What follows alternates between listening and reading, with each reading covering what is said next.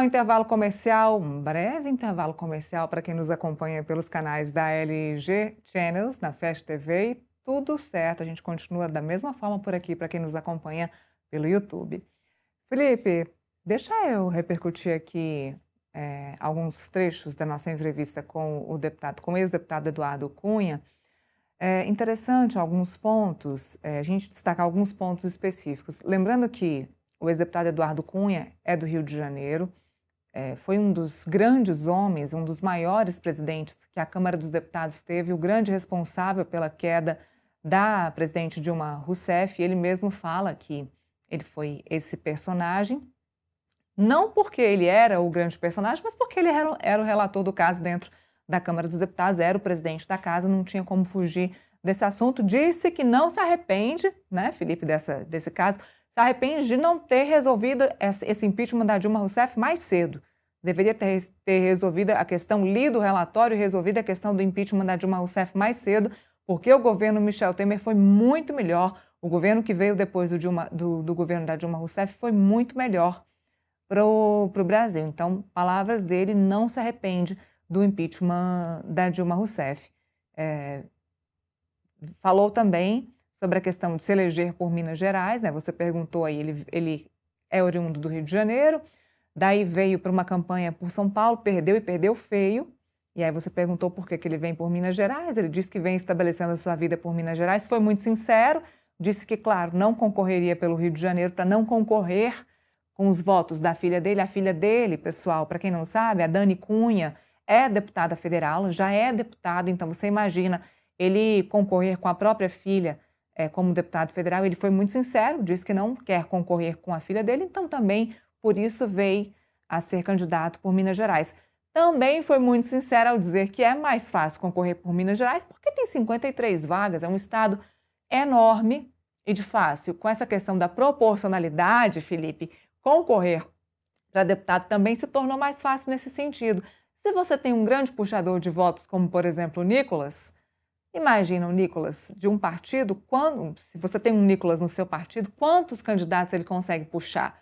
Então, dessa forma, se você tem um grande candidato no seu partido, ele vai conseguir puxar vários outros, 53 candidatos por um estado, é muita coisa. De fato, a viabilidade em Minas Gerais é muito grande. Então, vamos começar por aí, vindo por Minas Gerais. Ele foi sincero, se estabeleceu aí por Minas Gerais, vai vir candidato.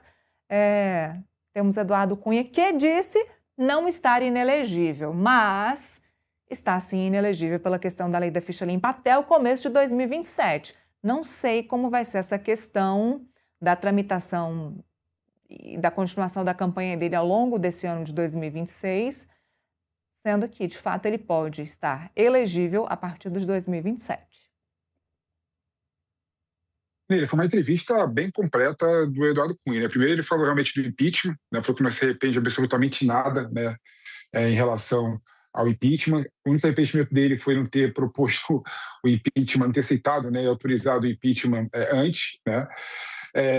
E é natural que ele fale isso, até porque o impeachment está na memória ainda do povo brasileiro, né? Foi o último impeachment que aconteceu no Brasil, né? Que na verdade o impeachment é praticamente regra, né, no Brasil, depois de tantos presidentes da República que aqui passaram, né? Tivemos 2 impeachments, né? O Collor e a Dilma em pouco tempo, e é um cartão de visita dele, né? Até que a Dilma tem até uma frase interessante, que ela fala que o Eduardo Cunha foi o protagonista do impeachment e o Temer foi o coadjuvante, né? E ele gostou dessa frase, ele até que usa essa frase até para ecoar, né, a importância dele no processo do impeachment. Ele falou, não, fui protagonista meu, eu que autorizei, eu que iniciei o processo, eu que articulei todas as situações para que o processo acontecesse, defendeu o processo de impeachment. Outro ponto interessante da entrevista dele foi ele falar que não disputou a eleição de São Paulo, né? A eleição de São Paulo tinha um problema de registro da candidatura e preferiu muito mais defender a candidatura da reeleição da sua filha Dani Cunha, a deputada federal pelo Rio de Janeiro. E agora, ao que tudo indica, ele iniciou a sua carreira, né?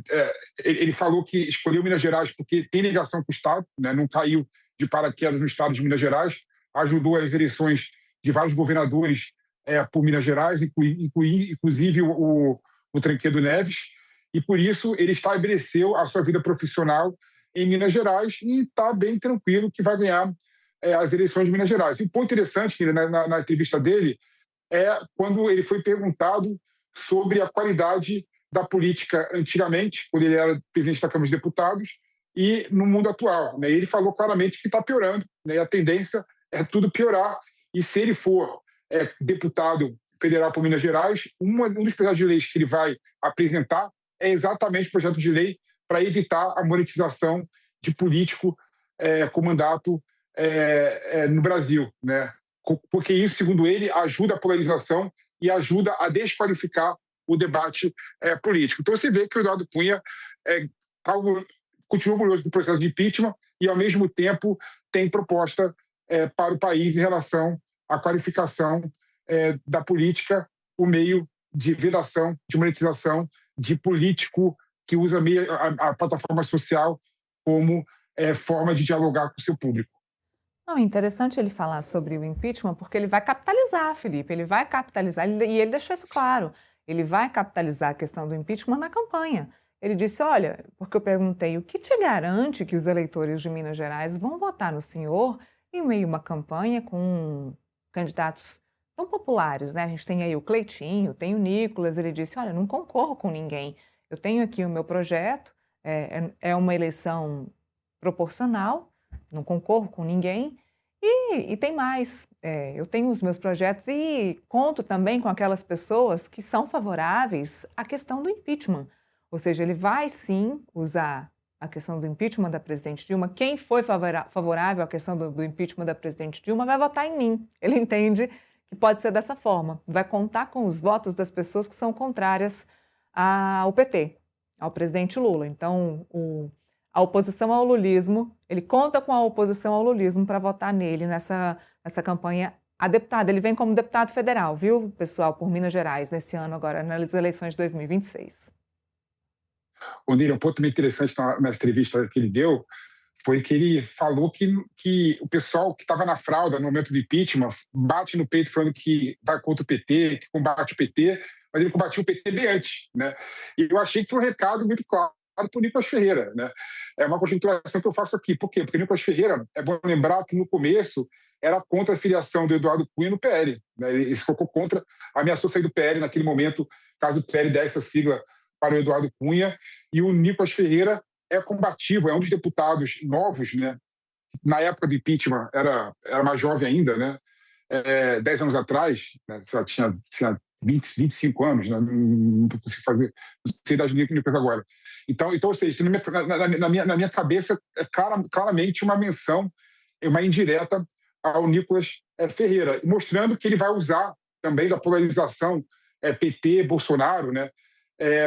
Para o seu discurso, né, para ganhar voto nesse período eleitoral, porque ele colocou, né, que ele foi um dos primeiros deputados a combater o PT, sempre combateu o PT, né? O bolsonarismo conseguiu, né, sair desse suco pós-impeachment, mas ele, Eduardo Cunha, iniciou tudo isso, né? Ele sempre foi combativo contra o PT, não surgiu com o bolsonarismo, surgiu bem antes, e ele já emplacava a placa, né, relacionada com as bandeiras da direita bem antes do bolsonarismo. Essas são as palavras do Eduardo Cunha.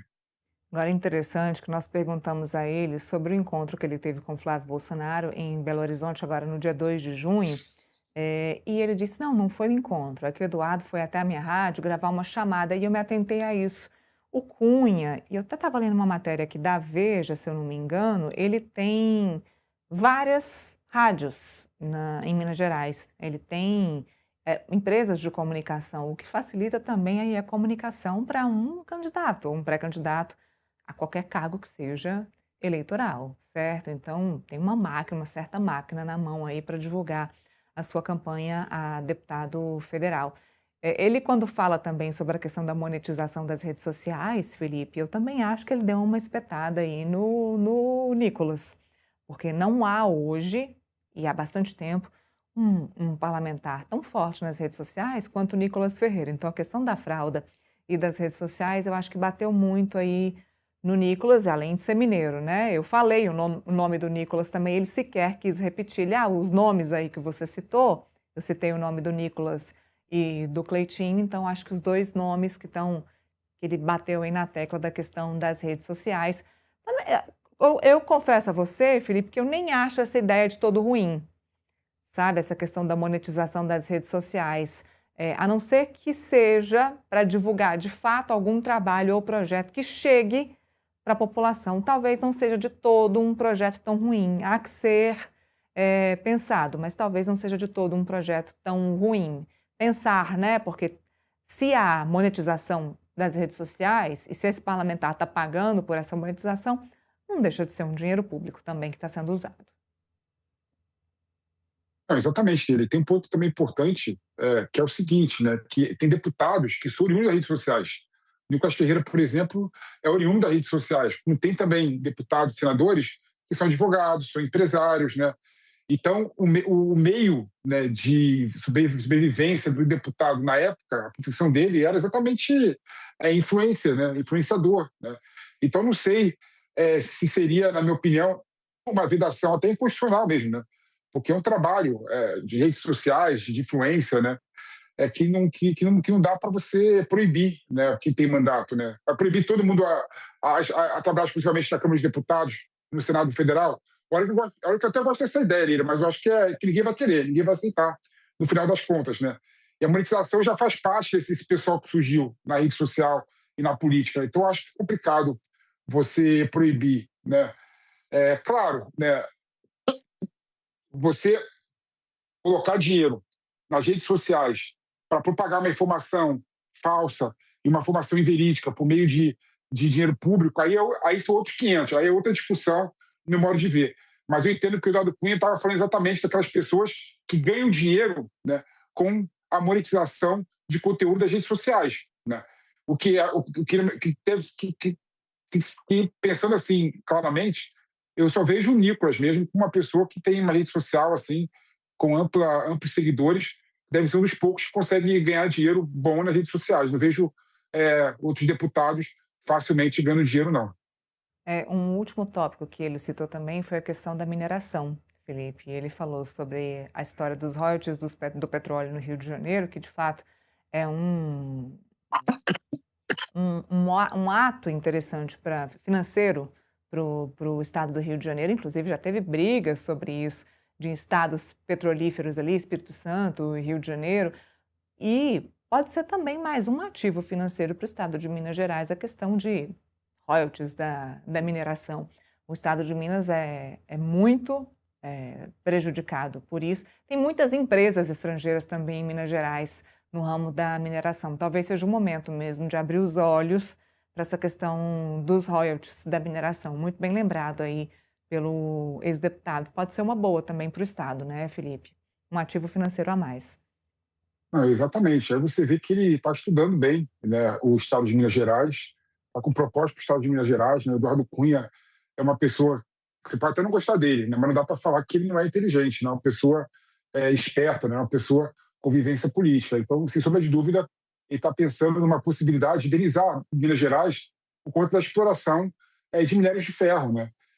E uma possibilidade seria fazer a mesma lógica que o Rio de Janeiro tem e outros estados têm, outros municípios têm, relacionado com a exploração de petróleo. Então, essa deve ser uma das bandeiras, né, que o Cunha irá mostrar nas eleições, né, para conseguir, né, sensibilizar a população de Minas Gerais em relação às suas propostas e suas ideias. Né?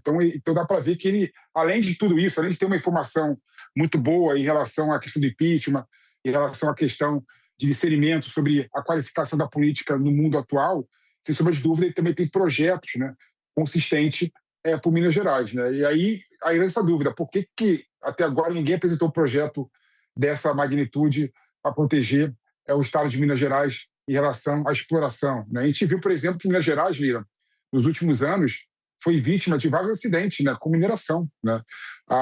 Várias empresas de mineração, né, se citar nome aqui de empresas, né, todo mundo sabe, né, sofreram vários acidentes, né, na região de exploração minerária. Né? E aí tem aquela discussão, e os processos estão até hoje sendo discutidos. Né? Mariana e Brumadinho estão até hoje sendo discutidos o processo em relação a esses acidentes minerários. Né? Então, por que ninguém conseguiu propor, né, uma proposta para Minas Gerais que visasse proteger os interesses do Estado, os cidadãos do Estado, em relação à exploração dessas empresas estrangeiras no Brasil? Muito bem. A entrevista fica no nosso portal, pessoal, fica aqui também no nosso canal do YouTube, tanto os cortes quanto a íntegra da entrevista, certo? A gente muda de assunto agora, vamos falar de